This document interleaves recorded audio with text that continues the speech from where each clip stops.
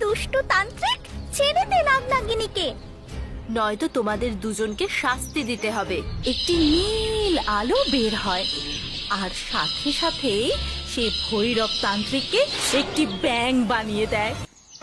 মোহনপুর জঙ্গলে রিকাই নামের একটি কোকিল ছানা ছিল। তার কোনো বন্ধু ছিল না, তাই জন্য সে একা একাই জঙ্গলে ঘুরে বেড়াতো। একদিন রিকাই বনের পথে ঘুরতে ঘুরতে দেখতে পায় যে জঙ্গলের মাঝে এক নির্জন স্থানে দুই তান্ত্রিক তন্ত্র সাধনা করছে, আর তাদের দুই পাশে রয়েছে মস্ত দুটি কাঁচের জার, আর তার মধ্যে বন্দী রয়েছে নাগনাগিনী। কেউ আছো, মুক্ত করো আমাদের। কেউ আছো, কেউ আছো, আমাদের বাঁচাও। এবার তোমাদের দুজনকে কেউ বাঁচাতে পারবে না। আগে বেশ কয়েকবার বেঁচে গেছো তোমরা। সোজা কথায় নাগমণি দিয়ে দাও। মূর্খতান্ত্রিক, ছেড়ে দে আমাদের। তোরা দুজনের মধ্যে কেউই আমাদের নাগমণি পাবি না। তোরা আমাদেরকে যতই বন্দি করার চেষ্টা কর, আমরা মুক্ত হবই। তাই নাকি? তাহলে দেখ এবার।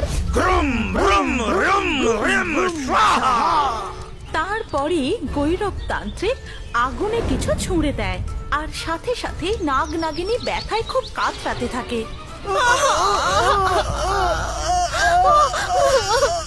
নাগনাগিনীর কষ্ট দেখে গৈরব তান্ত্রিক আর ভৈরব তান্ত্রিক জোরে জোরে হাসতে থাকে।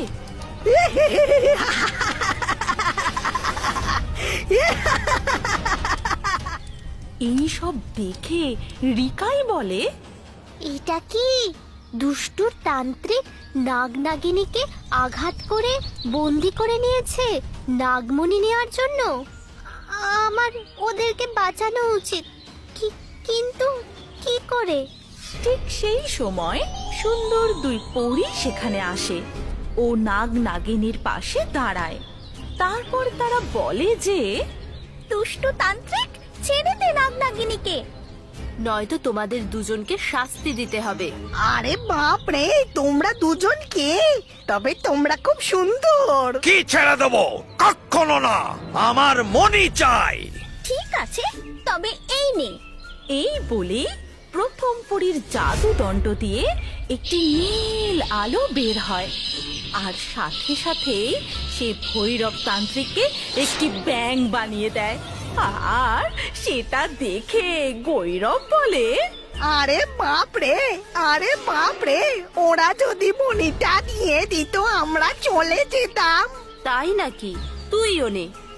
এই কথা বলে দ্বিতীয় পরী তার জাদুদণ্ড দিয়ে ভৈরব তান্ত্রিককেও একটি ব্যাঙ বানিয়ে দিল।